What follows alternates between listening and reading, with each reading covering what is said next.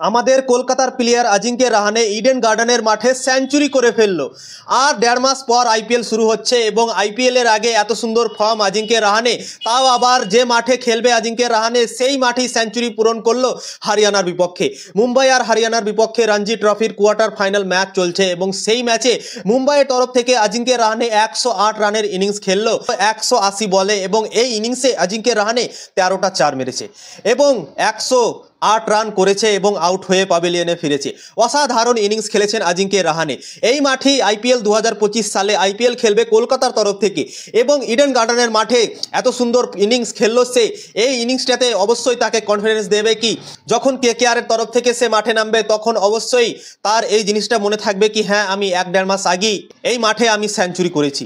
তো আজিঙ্কে রাহানের জন্য অনেক বড় গুড নিউজ এবং কলকাতা নাইট রাইডার্সের জন্য অনেক বড় গুড নিউজ, কেননা আইপিএল শুরুর আগে এত সুন্দর ফর্ম আজিঙ্কে রাহানের আছে কি অবশ্যই কলকাতা নাইট রাইডার্সকেও কনফিডেন্স দেবে এবং ভাবা যাচ্ছে কি কলকাতা নাইট রাইডার্স আজিঙ্কে রাহানে ক্যাপ্টেন্সিও দিতে পারে, কেননা তার ক্যাপ্টেন্সির অনুভবটা অনেক আছে এবং মুম্বাইয়ের তরফ থেকে সে ক্যাপ্টেন্সিও করছে এবং অনুভবটা অনেক আছে ক্যাপ্টেন্সি তার, ওই জন্যই কলকাতা দলে কোনো এরকম প্লেয়ার নেই কি আগে ক্যাপ্টেন করেছে।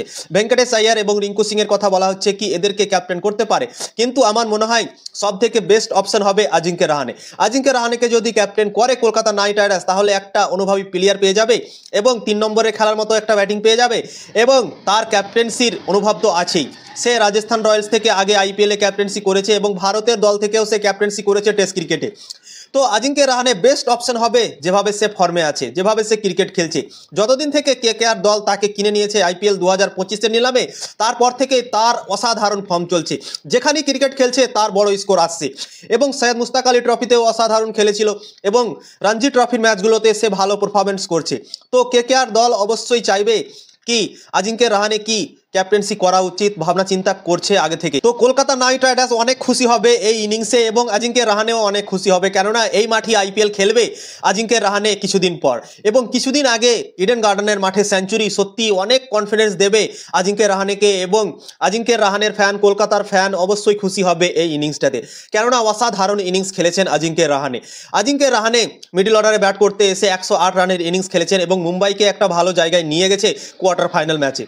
মুম্বাই আর হরিয়ানার মধ্যে কোয়ার্টার ফাইনাল ম্যাচ চলছে ইডেন গার্ডেনে এবং মুম্বাই প্রথম ইনিংসে ব্যাটিং করেছিল এবং 315 রান করেছিল এবং সেকেন্ড ইনিংসে ব্যাটিং করেছে 339 রান করেছে এবং হরিয়ানা প্রথম ইনিংসে ব্যাটিং করেছে, তারাও 301 রান করেছে এবং মুম্বাই টার্গেট দিয়েছে 354 রানের এবং মনে হচ্ছে কি মুম্বাই এই ম্যাচটা জিতে যাবে এবং আজিঙ্কে রাহানের ক্যাপ্টেন্সিতে মুম্বাই আরও একবার সেমিফাইনালে পৌঁছে যাবে।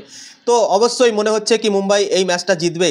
তো কলকাতার জন্য অনেক বড় খুশির খবর কি ইডেন গার্ডেনের মাঠে সেঞ্চুরি করলো আজিঙ্কে রাহানে এবং কয়েকদিন পর আইপিএল শুরু হবে এবং এই ইনিংসটা কনফিডেন্স দেবে আজিঙ্কে রাহানেকে এবং কলকাতার ম্যানেজমেন্টও ভাববে এই ইনিংসটার ব্যাপারে কি আজিঙ্কে রাহানে এত সুন্দর ফর্মে আছে তো তাকে ক্যাপ্টেন্সিটা দেওয়া উচিত, ভাবনা চিন্তা তারা অবশ্যই করবে।